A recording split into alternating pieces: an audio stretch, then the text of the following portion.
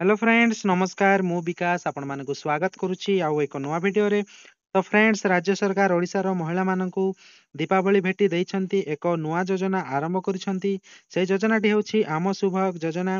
एही योजना रे महिला मानकु कार गाड़ी देबे। पूर्व सरकार समय रे महिला समय रे बिजेडी सरकार समय रे स्कूटी योजना आरंभ करथिले।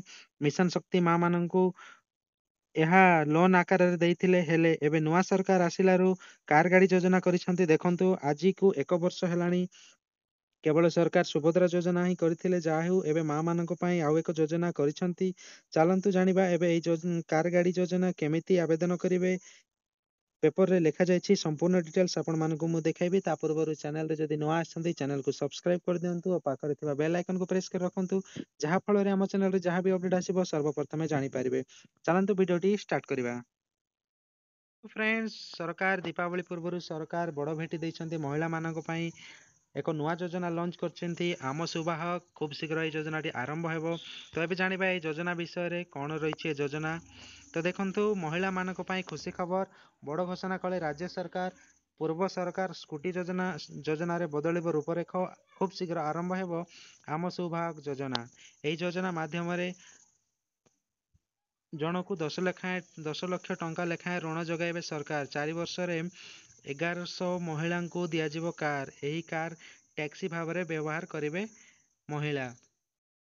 ଦେଖନ୍ତୁ ଏହି ଯୋଜନାରେ ପ୍ରଥମ ବର୍ଷ 200 ଜଣଙ୍କୁ ଦିଆଯିବ କାର୍ ଏବଂ ଦ୍ୱିତୀୟ ବର୍ଷରେ 250 ଜଣଙ୍କୁ ଦିଆଯିବ, ତୃତୀୟ ବର୍ଷରେ 300 ଜଣଙ୍କୁ ଦିଆଯିବ ଏବଂ ଚତୁର୍ଥ ବର୍ଷରେ 350 ଜଣଙ୍କୁ ଗାଡ଼ି ଦିଆଯିବ ବୋଲି ଏହି ଯୋଜନାରେ ଲେଖା ଅଛି। ତ ଦେଖନ୍ତୁ ଏହି ଯୋଜନାରେ କେଉଁମାନେ ସାମିଲ ହେବେ। ଦେଖନ୍ତୁ 21ରୁ 40 ବର୍ଷ ମହିଳାମାନଙ୍କୁ ମିଳିବ ସୁଯୋଗ। OSRTC ଓ କ୍ରୁଜ୍ ଡ୍ରାଇଭରଙ୍କୁ ଦିଆଯିବ ଅଗ୍ରାଧିକାର। ଗାଡ଼ି ନେବା ବେଳେ 1 ଲକ୍ଷ ଟଙ୍କା ଦେବେ ମହିଳା ଓ ବାଣିଜ୍ୟ ପରିବହନ ବିଭାଗ ଦେବ ଏହି ଟଙ୍କା। ବାକି 9 ଲକ୍ଷ ଟଙ୍କା ବ୍ୟାଙ୍କ ଋଣ ଆକାରରେ ମିଳିବ। ଗାଡ଼ି କିଣିବାର 3 ମାସ ପରେ ଆରମ୍ଭ ହେବ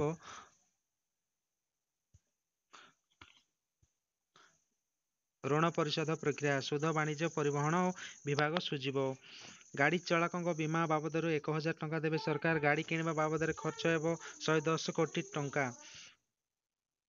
ଯୋଜନା ଠିକ୍ ଭାବେ କାର୍ଯ୍ୟକାରୀ ହେବ ପାଇଁ ସଂଗଠନ ଷ୍ଟିଅରିଂ କମିଟି ଜାରି କରିବେ।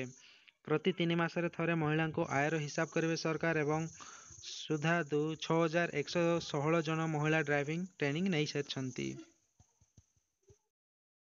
ଦେଖନ୍ତୁ ଏଇ ଯୋଜନା ତ ସରକାର ଲଞ୍ଚ କରିଦେଇଛନ୍ତି ବା ଆରମ୍ଭ କରିଦେଇଛନ୍ତି। ଏବେ ଦେଖିବାର ବାକି ରହିଲା ଏଇ ଯୋଜନା କିପରି କାର୍ଯ୍ୟକାରୀ ହେଉଛି ଏବଂ କେବେ ମହିଳାମାନଙ୍କୁ କାର ଗାଡ଼ି ଯୋଜନା ମିଳୁଛି ଦେଖିବାର ବାକି ରହିଲା। ଭିଡ଼ିଓଟି ଏତିକିରେ ଶେଷ କରୁଛୁ। ଭିଡ଼ିଓଟି ଭଲ ଲାଗିଥିଲେ ଲାଇକ୍ କରନ୍ତୁ, ସାଙ୍ଗମାନଙ୍କ ସହିତ ସେୟାର କରିଦିଅନ୍ତୁ ଏବଂ ଚ୍ୟାନେଲରେ ନୂଆ ଆସିଥିଲେ ଚ୍ୟାନେଲକୁ ସବସ୍କ୍ରାଇବ କରିଦିଅନ୍ତୁ।